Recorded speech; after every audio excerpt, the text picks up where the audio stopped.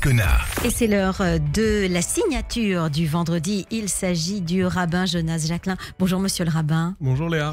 Vous êtes rabbin de judaïsme en mouvement et cette semaine, c'est la paracha Shelach Lecha. C'est celle des explorateurs, ces explorateurs qui partent en mission, presque en espionnage à l'extérieur pour aller voir évidemment cette fameuse terre dont on parle depuis longtemps. L'espionnage, le renseignement, c'est votre thème ce matin.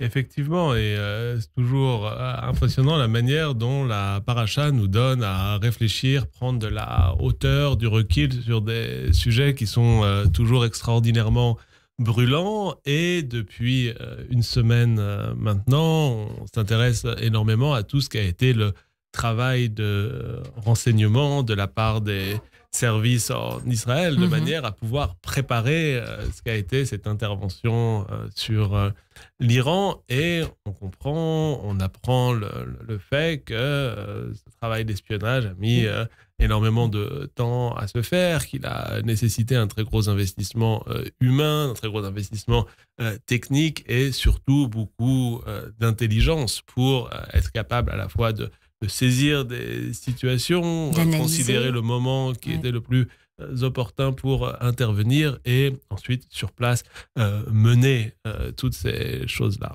Et on apprend ici que l'espionnage, c'est probablement l'un des métiers les plus anciens, ou en tout cas que c'est une fonction, un exercice qui est présent dans le texte de la Torah, dans les textes bibliques de manière plus générale, et c'est un petit peu les enseignements qui sont ceux de cette semaine, avec non seulement, vous l'avez mentionné, Parashat Shelach Lecha, donc Shelach Lecha, ça veut dire « envoie pour toi », c'est l'Éternel qui demande à Moïse d'envoyer pour lui, donc pour son renseignement, des anachim, des gens, mais dont on va comprendre qu'ils sont là pour aller inspecter le pays, pour espionner le pays. C'est le premier exemple d'espion dans le texte biblique. Oui. Et après, quand on va discuter, on va regarder un petit peu ce qu'a été leur mission, ce qu'a été le retour sur leur exploration, sur leur espionnage.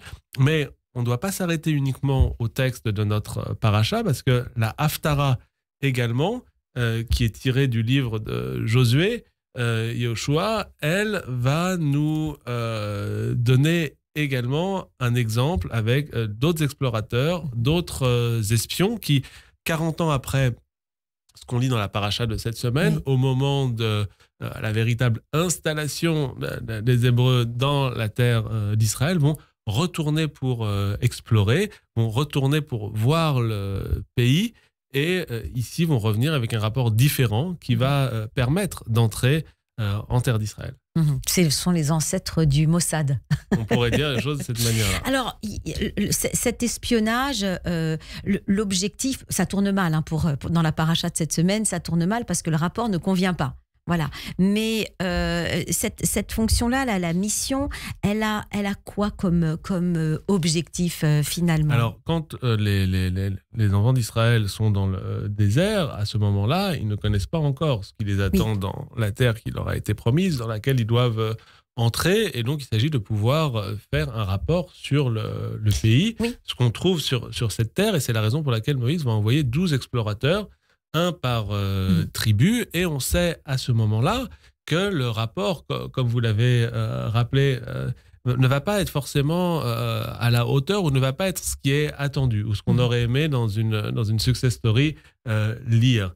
Parce que tous vont avoir des propos très élogieux sur le pays, un pays où coule le lait et le miel, nous disent-ils. Donc, sur les qualités du pays, il n'y a pas de problème, mais sur la population qui est dans ce pays, ils voient des géants, en tout cas ceux qu'ils vont définir de cette manière-là, et ils vont dire, nous, on était comme on se voyait nous-mêmes comme des sauterelles, et eux-mêmes donc nous voyaient de cette manière-là. Donc on voit que le rapport sur le pays est plutôt élogieux, mais l'autodescription de la part de ces explorateurs, elle, va être marquée par une certaine forme de complexe d'infériorité, avec l'idée qu'ils ne sont pas à la hauteur. Et donc, sur les 12 explorateurs, on en a 10 qui vont avoir cette approche plutôt pessimiste et 2 qui vont se dire il faut pouvoir y aller. Et le peuple, à ce moment-là, va suivre la majorité, va suivre les 10 explorateurs réticents à l'entrée dans le pays d'Israël, menacer de lyncher ceux qui veulent entrer, et finalement, les Hébreux vont être condamnés à 40 ans d'errance dans le désert.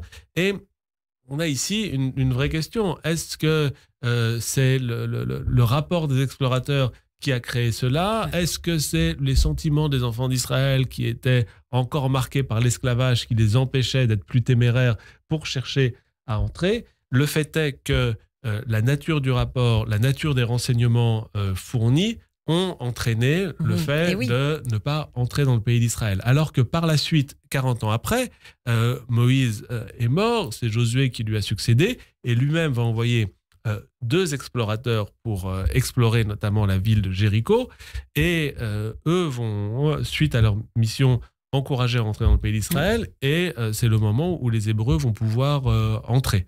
Après, on peut dire que les uns et les autres n'ont pas observé nécessairement les mêmes choses, parce qu'on pourrait dire que les explorateurs envoyés par Moïse ont vu les choses en grand. Ils se sont peut-être arrêtés à l'image officielle, aux impressions qu'il pouvait y avoir sur le pays et ses habitants à ce moment-là.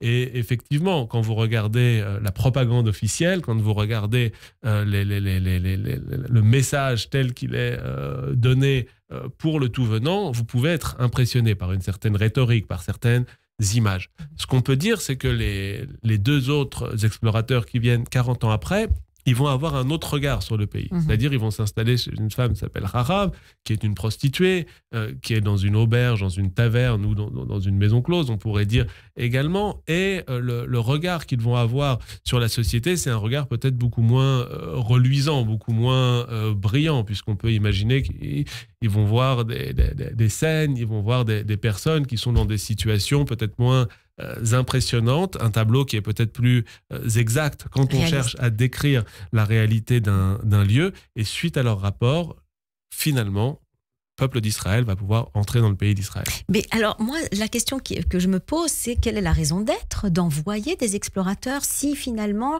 le rapport ne plaît pas? Parce que Moïse a reçu cette injonction, n'est-ce pas, de Dieu d'envoyer ses explorateurs.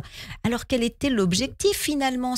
Si c'était d'avoir un rapport bien précis, nul n'était besoin de les envoyer, il suffisait d'entrer et puis découvrir au moment, au temps T0 si vous voulez. Mais il y a cette raison d'être que je n'arrive pas à comprendre. C'est intéressant déjà, parce qu'on peut comparer les 2 occurrences sur ce passage qui se trouve soit cette semaine dans le livre de Bemidbar, soit dans quelques mois dans le livre de Devarim, où on a des petites nuances sur la manière de décrire la lettre de mission ou les conditions de la mission de ces explorateurs. Le fait est qu'on nous introduit ici avec le texte à quelque chose de plus global, qui est la compréhension des fonctionnements humains, la compréhension des fonctionnements politiques. Et par le passé, les enfants d'Israël s'en remettaient complètement à l'Éternel pour sortir d'Égypte, pour traverser la mer, pour avancer dans le désert. Et ici, on a, avec l'idée du renseignement, avec l'idée de l'envoi d'espions, une forme de prise en main, une entrée dans l'histoire, mais qui n'est pas une histoire téléguidée d'en haut, mais une histoire dans laquelle les êtres humains sont souverains et autonomes. C'est l'initiation au libre arbitre, si je comprends bien. Je pense que vous avez résumé la chose, si je comprends bien. Merci, monsieur le rabbin. Shabbat shalom à vous et à la semaine prochaine.